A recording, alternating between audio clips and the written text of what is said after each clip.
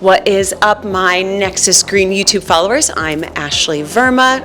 Clearly not Ricky Verma, I'm just his better half. He's gonna love that I said that.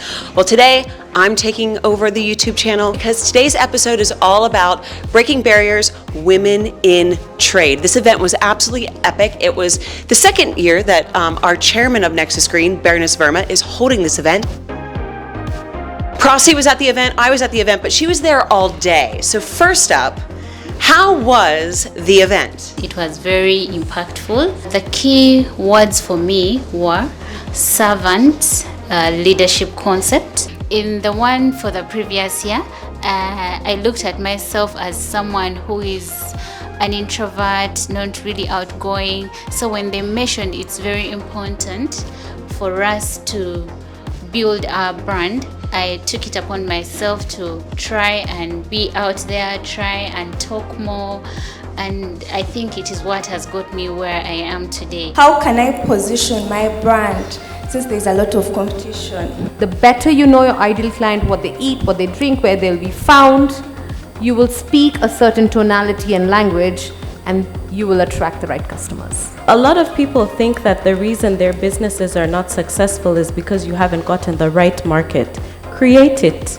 Listen, I told you I was taking this over. He just can't help himself. Here he is. My show. It's his channel, but you know what? Women need to be empowered, and we are. You need to be empowered. You're already empowered at Nexus Green. Nexus Green, there's more women. Is there more women than men? We are 60% women. Yes. 60%. All right, I have to go.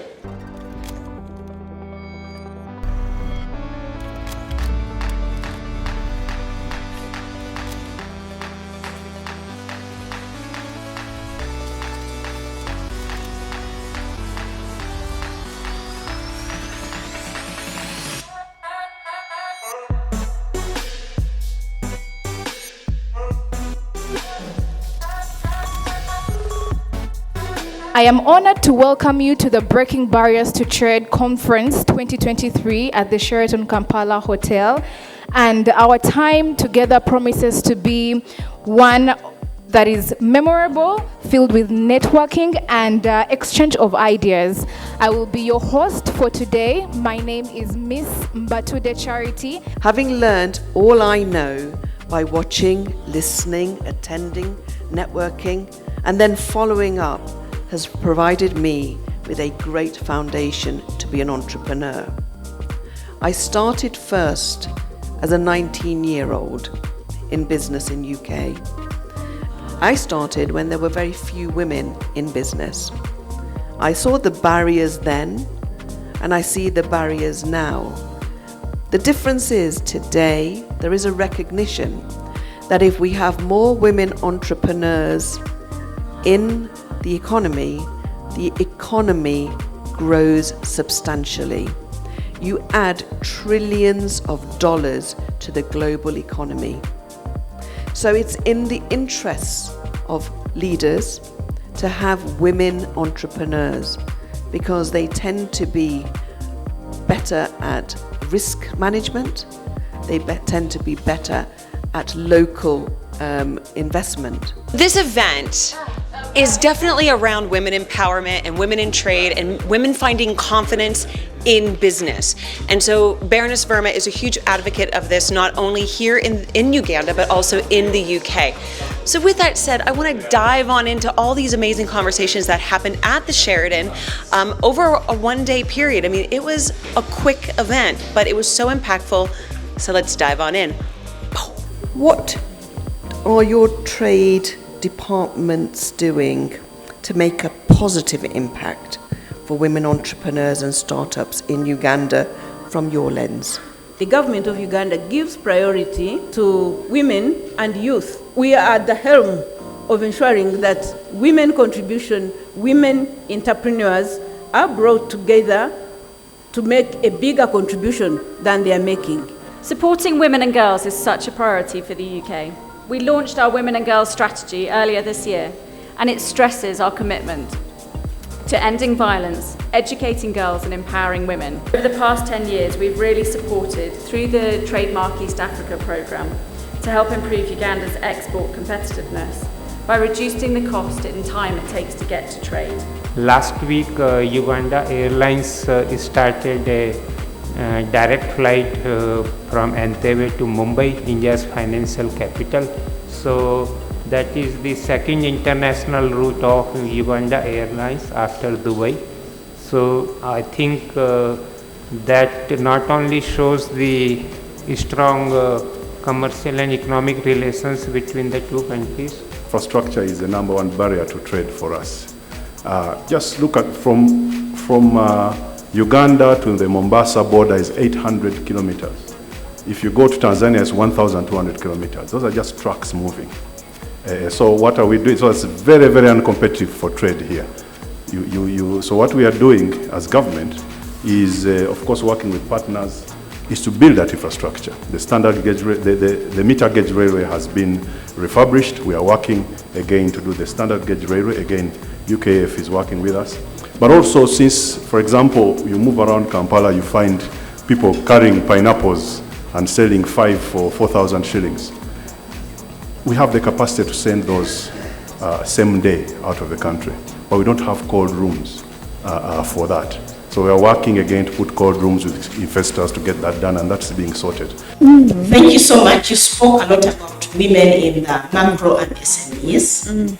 The only problem is the whole issue gets lost in the paper trail. You're pushing papers.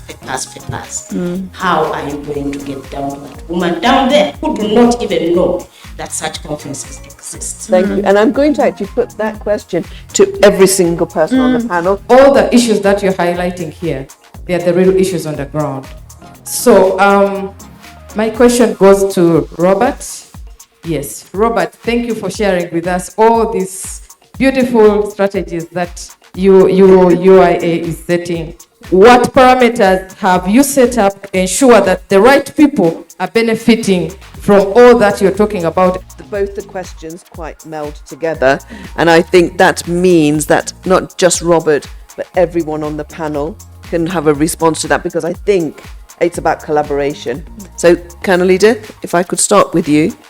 Thank you very much, Baroness. And at least as the State House Investors Protection Unit, our work is to receive everyone, the local and foreign, who wants to be coordinated with agencies that can help.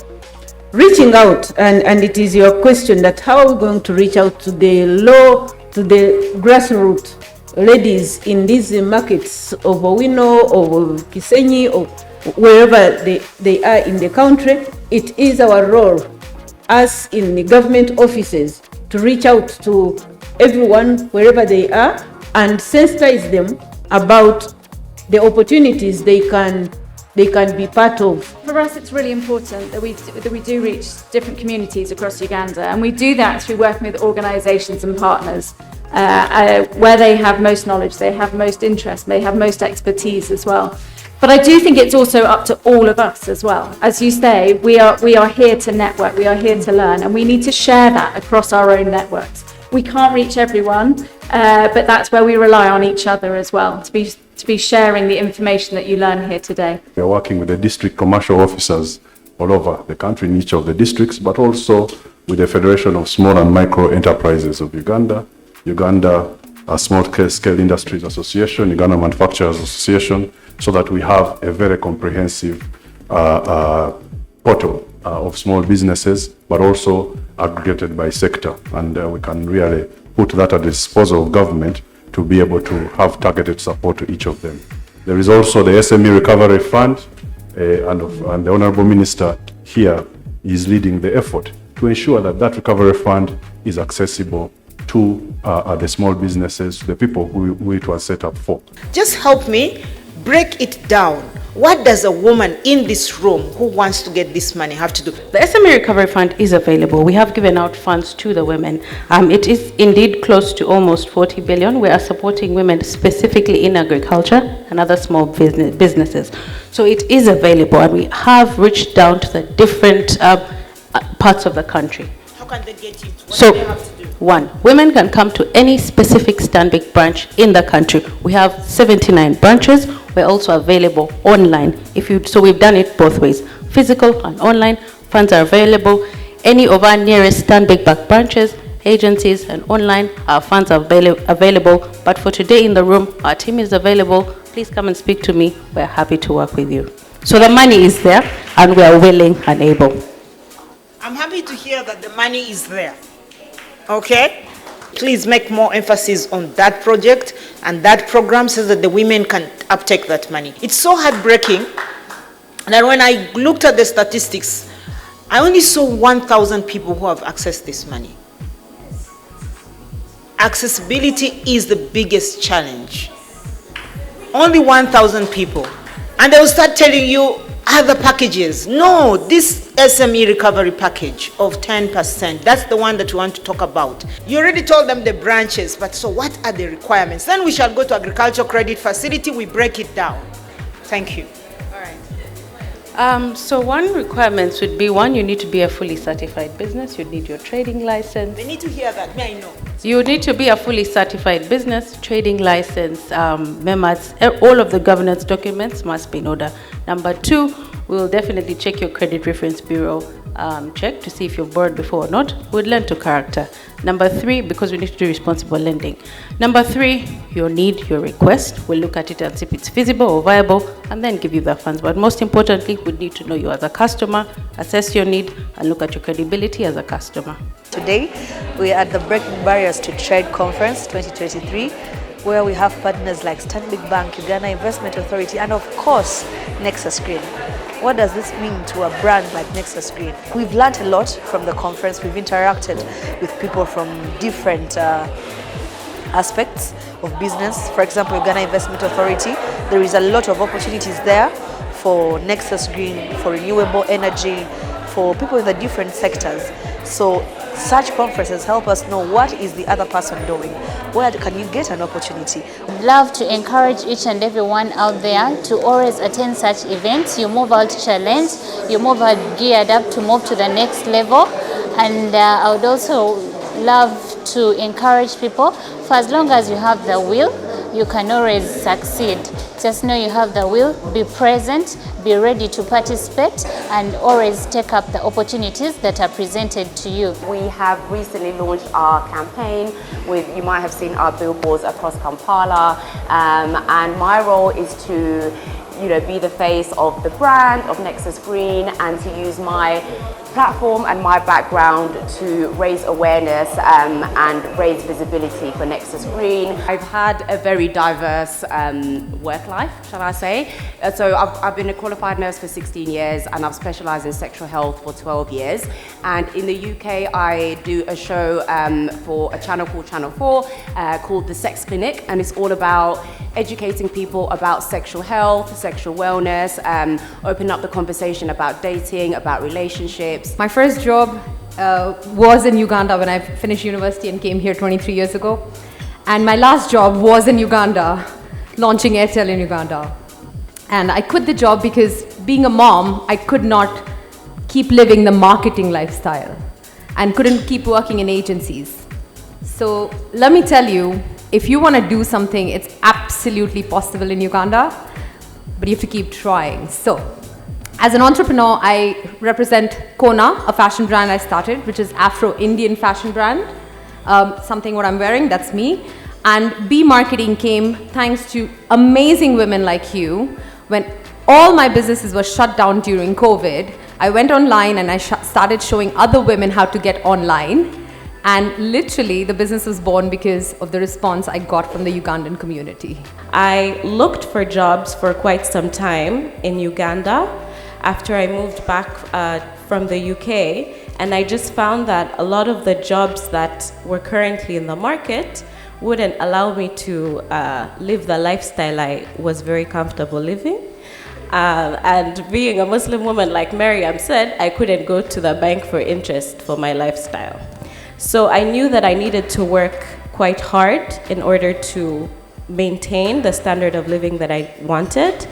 And I began consulting. I remember my first client, I would say, I had them and they were paying me 300,000 shillings a month.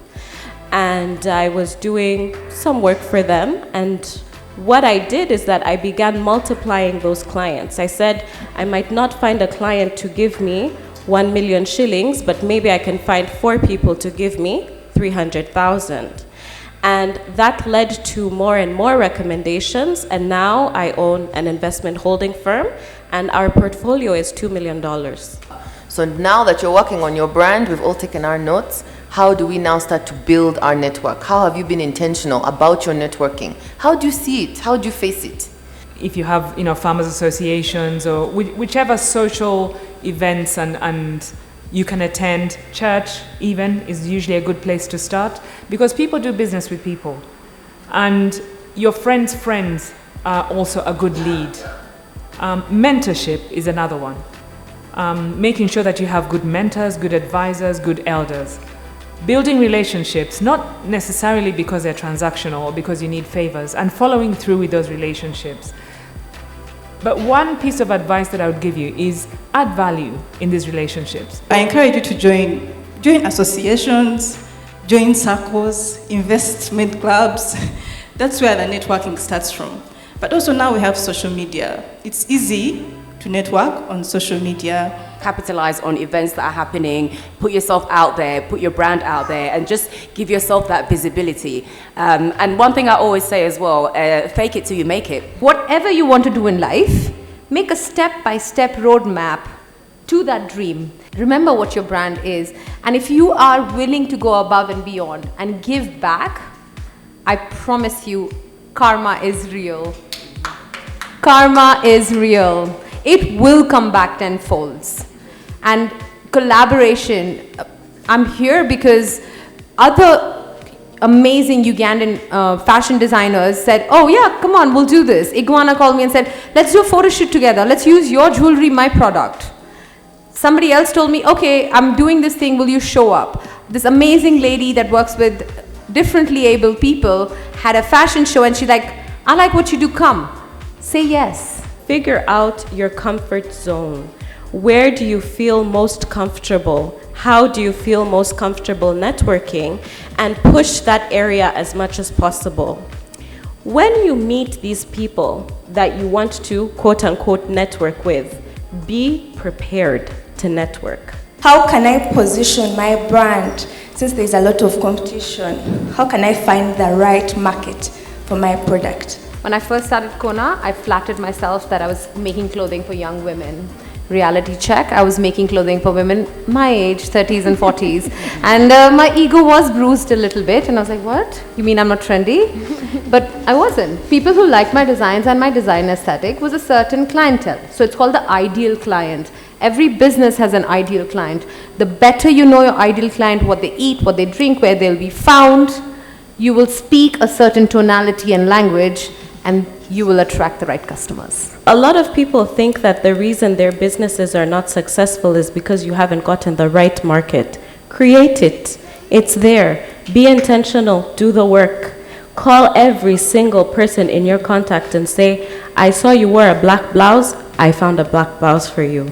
You look good. Post your things. Do the work. I love these events. I learn so much. I love listening to all of you talk and share these amazing tips. I hope everyone has found something for them, because we've got a lot of variety. The knowledge we are getting here is very helpful.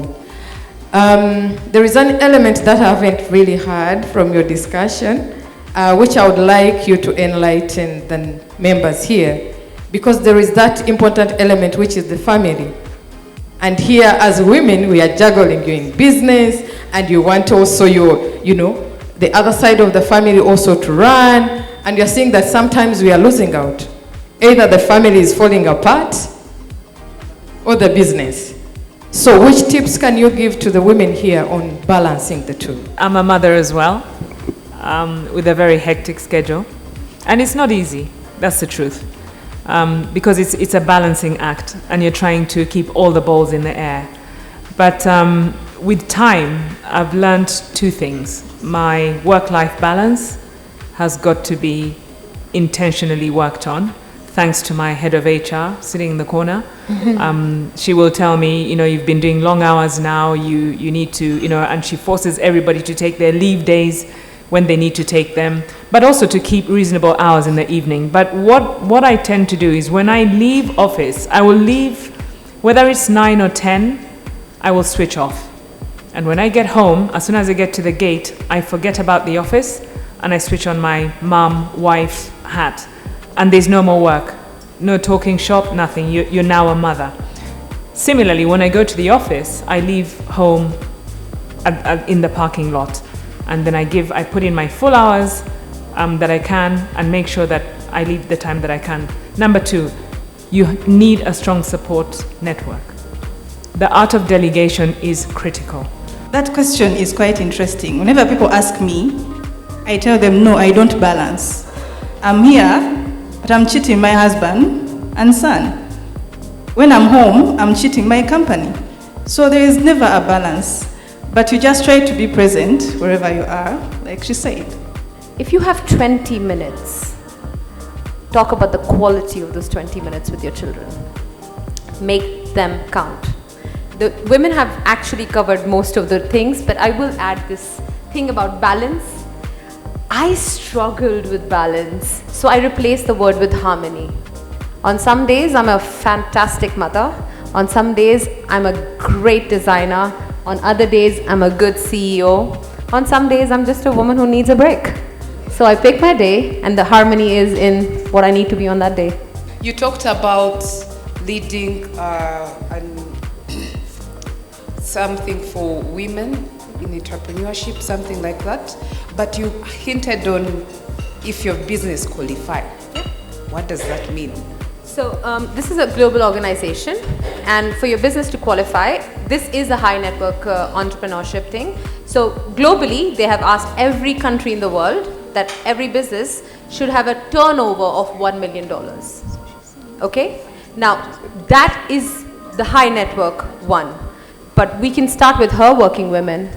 We can start with so many Makanzipreneur if you want to go join and learn from them. And during COVID, I learned something that you can start your own mastermind. I called up about 10, 15 women. About 80% of them I'd never met. And I said, do you want to get on a Zoom call and we just talk about how bad business is? We have a digital platform. It's called the Women Entrepreneurship Platform Africa, and it has tools specifically dedicated to different businesses. So when you go on there, there's a business plan generator that can help you sort through creating a business plan. There are downloadable templates as well that you can use in different areas, whether it's legal, whether it's finance, whether it's marketing and communications. You're able to download them, customize them for your particular business, and use them. And then there are videos on financial literacy, and the best part is it's all free. I thank our sponsors, and I would like to take this opportunity to present them with a small token of our appreciation and a memory of today. If I might now ask Ashley Verma from Nexus Green to come forward. We learned a lot in regards to women that actually have a lot of opportunities out there when it comes to business. We have access to loans that I didn't know about. I learned that today, that we have access to loans from Uganda Development Bank, where you can actually get a loan at a very low interest for your business. So the question was accessibility to the loan, of which that was demystified by various women who are already in the business. What has caught my eye is personal branding. Personal branding, what do I stand for? To my fellow women outside there, when you hear about these conferences, please always come. There is a lot of information that we get. Now for today, I have gotten to know that without capital, what is money? You can start up a project. Just have other people who can team with, you sell your ideas, and you're ready to go. So my fellow women, please, always kindly come and attend. We have learned about servant leadership. We have learned about giving back. The lady spoke about a 20% giving back in the ways that we network. Branding, how do you brand an institution? How do I personally brand myself so that when I stand for Nexus Green, the brand can be seen to the rest of the world. So those are the so many reasons we are coming out with. So how does my learning today impact Nexus Green? When I speak about branding, now I know exactly what to do. I know how to network. I know how to build the brand of Nexus Green, because today I have been enlightened on how to do this. Thank you so much. For those that missed, you missed a great deal. This has catapulted me to the next 10 years of immense experience, of immense performance as a woman and as a employee of Nexus Green. All right, my Nexus Green YouTube followers, I hope that you enjoyed this week's episode.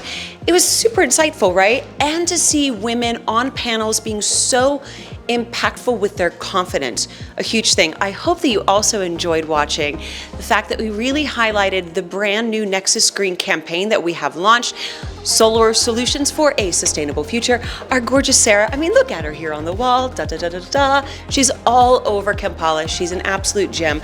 I hope you enjoyed all of her words of wisdom on this week's episode. Don't forget to share, like, and subscribe, and we'll see you next week.